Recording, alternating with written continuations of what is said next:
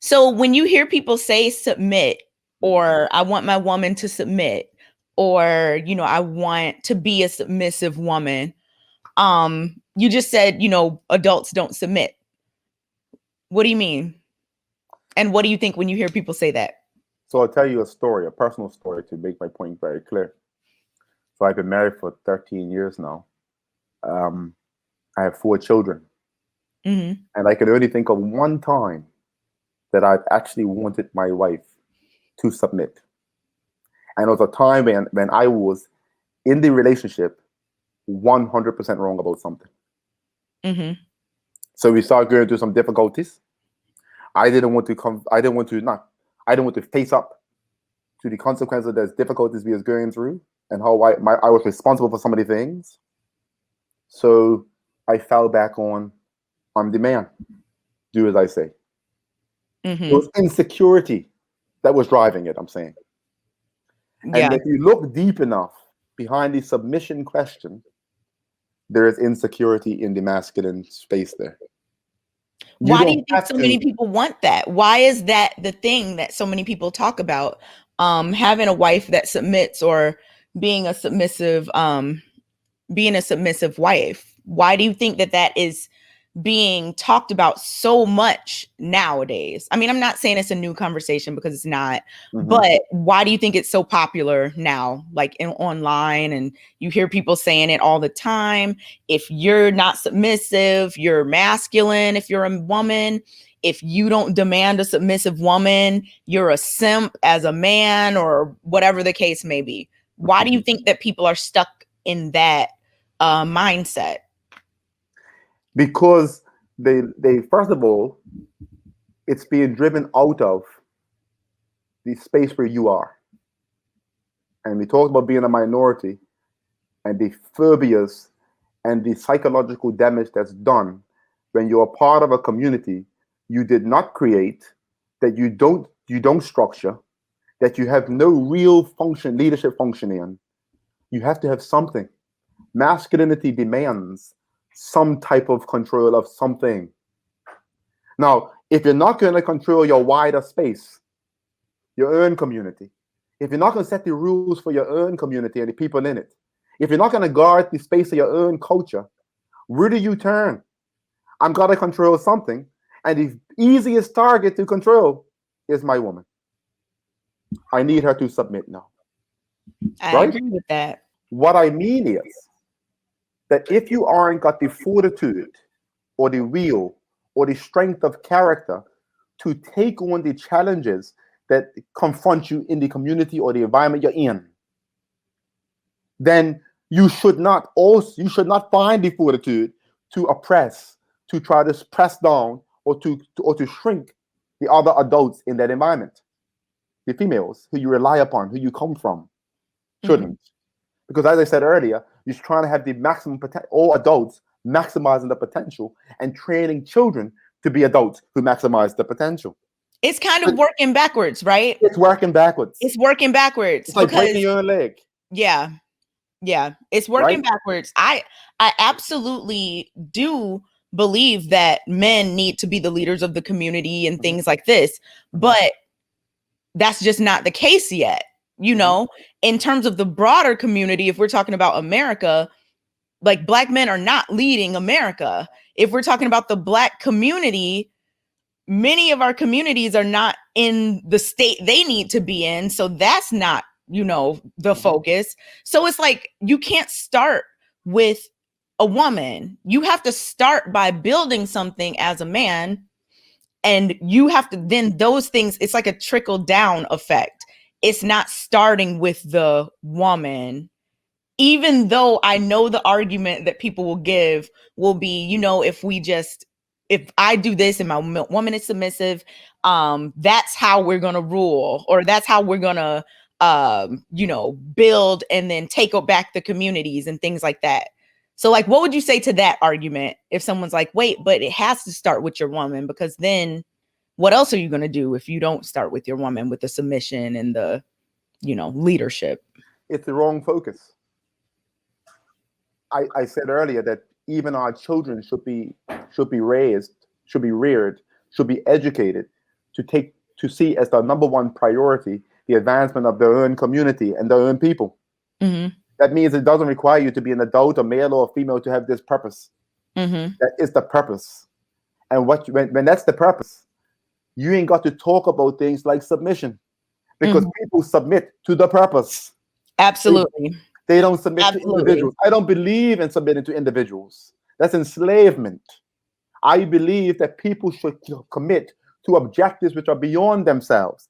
That's the form of, so if the man walks a path toward fulfilling the purpose that I'm talking about, and the woman walks the path to fulfill that same purpose, she naturally looks submissive. Yep, absolutely. I 100% agree. But she's not submitting to the man. It's submitting to the bigger purpose. So if the man don't have the bigger purpose, then there's no submission. If the man don't enunciate the bigger purpose, yeah. If the man ain't got the fortitude to walk that purpose, yeah, then there is no woman that will submit to him. I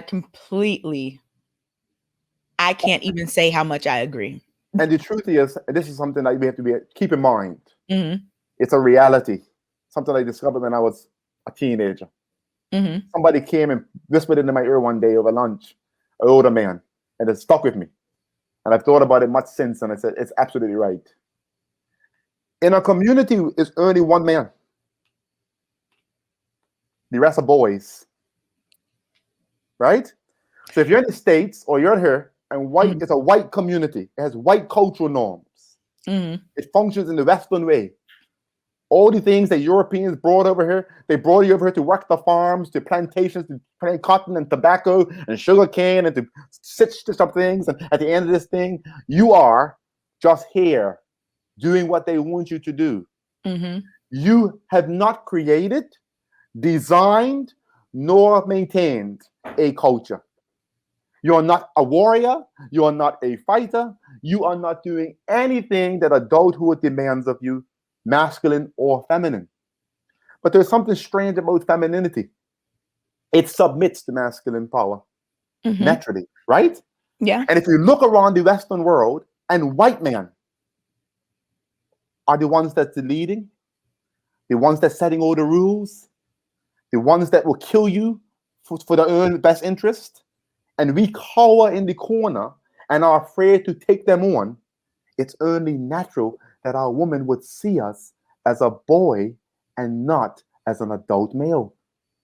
They cannot submit to us because we haven't taken up our sword, shield, spear, gun, bazooka. We haven't taken up anything to fight our enemy and to create anything of worth. Now, I've also found that when you do that, when you talk very clearly about what you're trying to achieve as an individual and as a group, not one person, male or female, is non-submissive. Yep. You could talk about simp all you like. We could talk about betas. We could talk about all this Greek terminology. But at the root of this is a man's courage to stand as a man and confront his enemies and to save his community. Yep. I agree. You cannot be part of the white world as a black man and then expect submission from a black woman. She might as well just go to white men. Oh, don't say you already know what kind of comments. It's the truth. I was actually gonna bring that up because I know that we're kind of getting into like other topics now, a little bit, but there's also a lot of, like, when you were talking about the part where you said how kind of white people are the ones in control, you know, of the greater society and all of this. Greater meaning like larger. Right. A lot of people bring up how black women are getting played, if you will, by white people, being used as pawns, you know, getting into corporate and going to get their educations and kind of like not spending their time working towards building a family with a black man.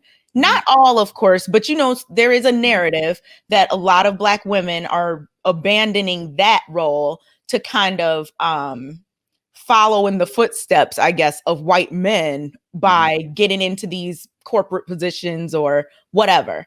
And I've heard that black women are being played, basically, What do you think about that? Because that kind of touches on what you just said about how the woman will follow someone else if, you know, things aren't in order in the community. I understand the point of view. I think I can see how a person can reach that view. It's not unreasonable to suspect that's the case, that they're being played, right? But if black women are being played, it serves the black community because, well, it's two sides of the same coin. Two legs, so the right leg and the left leg, and to move forward, one's got to go forward and the other's got to go forward in turn, in tandem. There are some social psychology papers. People love research.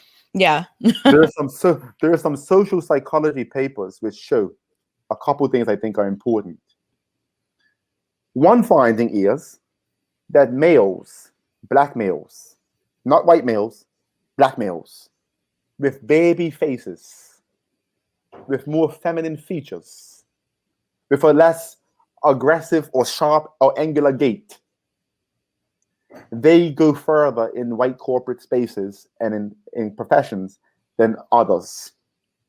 It also shows that women are promoted before males are. Yeah. But they are also the most targeted on the job. In other words, a man might not get in the door, but when he gets in the door, he has more security than the black woman that's there. Yeah. And the black woman that's there, the findings say, is the first out the door. It's a revolving door for her. Now, these findings say, and this is important for people to appreciate, if we function correctly, the biggest threat to white society should be black males. Absolutely agree. Absolutely. Right? So because that's how we, if we're functioning correctly and in our right minds, that's what we will be. White men don't give black man access to their jobs.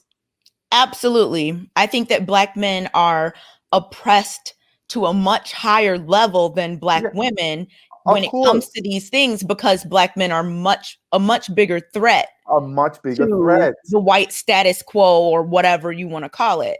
Yes. So they don't even get the opportunity, whereas black women are not seen as much of a threat at all. Because not only are we black, but we are also women, and we know the European views of women. Right. So weak and subservient, and they submit and they don't talk back. And so when you take the black cultural construct of female, adult female, and put it in a white space, they're also threatened by that too.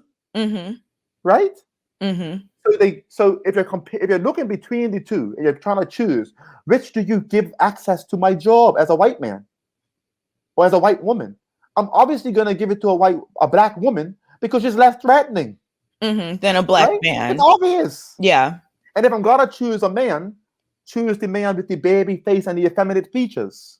Choose the guy who likes dressing up in suits and powdering his face. You see? Yeah. You can spot them, right? So that they feel less of a threat from. There is no threat. Yeah. Because this person, this male, who shows he wants to assimilate into white culture, is not a threat to white culture. Give him anything he wants.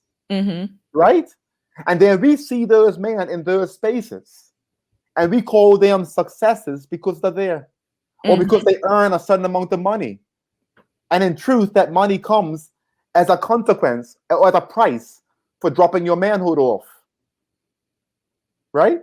So it's like, so then in terms of the education aspect, like, how do you balance that? I guess it goes back to what you were saying in terms of the purpose of our community versus being a player in another person's community, right? Because you can never lead in somebody else's community. Exactly. You can never design the things which are in your best interest if you're relying on somebody else or depending on them to tell you.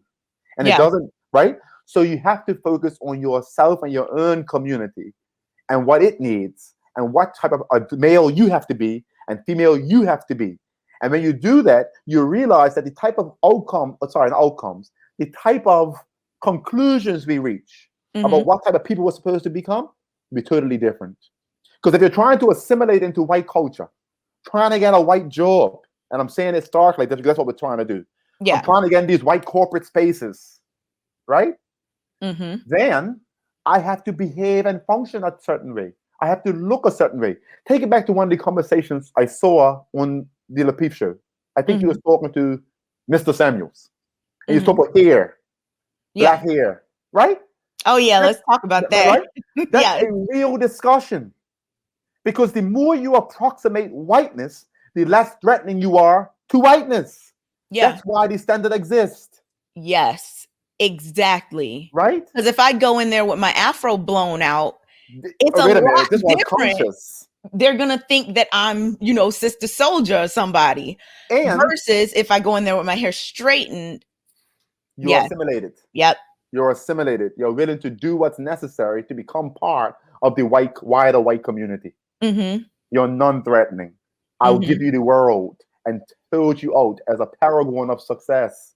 We have to be alive to these things because that's the reality. And that's why I said, no matter where you look, we find that thing here. So I said it's a reinsurance industry here. And one of the dangers with it is because it pays a lot, because there's billions and trillions of dollars that pass through here daily. Everybody's running to find the money. But the price of doing that is to lose your soul. Yeah. Yeah. So if we focus on what's important, if we focus on our communities, if we focus on our families and, getting that education, not even the school education, but that education within your family and within your community for how to function as a useful part of the community, how to be a essential piece of the puzzle. Right. Then we can begin to have these conversations about the structure, right? The structure of our larger community versus trying to kind of create this structure in somebody else's community, which leads to so much confusion as we see every day, right? The problem, our problem is not that we were, for instance, enslaved or colonized or brought across the sea. Our problem is not that. Our problem is that in the process of doing all those things, we lost ourselves. Yeah. We don't even use our own definitions of things. Yeah. Culture, language, religion, everything. That is the long-lasting part that affects every single piece of our community, our society, everything. A lot of us are actually trying to be part of the white community. And this is the difficulty. It's always been that way, where one segment of us push toward the white community and the other segment is trying to recover themselves. And we start bickering. So I also heard on the Lapeef show, you heard Anton say that everybody who is conscious has pants that flap around in the wind and they wear sandals. I'm as conscious as they come. I have no pants that flap around the wind and I don't wear sandals. You see, because at root, consciousness means you understand who you are as a person. And even thinking about this conversation, the root of all education is understanding who you are. Yep. Right? Because education is just filling you with information that you can supposedly use for your benefit and the benefit of the wider community. And if you don't know who you are, then you can't use it. You can't use it. Exactly. And that's why so many people see certain degrees as useless. It's not that they're useless. It's that you weren't clear with how to use it. Yes, exactly. How to use it. Exactly. For instance, how can you say, for instance, a degree like social psychology, a humanity, right? It's not a STEM degree. How can you say it's useless when I just gave you minutes ago, I just tell you the studies show why women are advanced in a particular way and why men aren't. And who did those studies, right? Exactly. Because when you have information, and you also have the type of education we start with, the caveat, it's certain social education, right?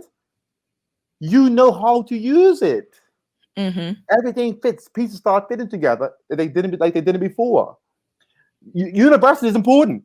Higher Mm-hmm. education is important, but it's only important when it's added on to a cultural education, because Yeah. you can have people who have the greatest degrees and the most names, the letters behind the name, and they're socially useless Mm-hmm. to us. Mm-hmm. The household is a wreck. The community is a wreck. They only concern themselves with themselves. They Mm-hmm. can't stay in relationships. The children are my God, right? Mm-hmm. That because that other type of education, the most important one, they don't have.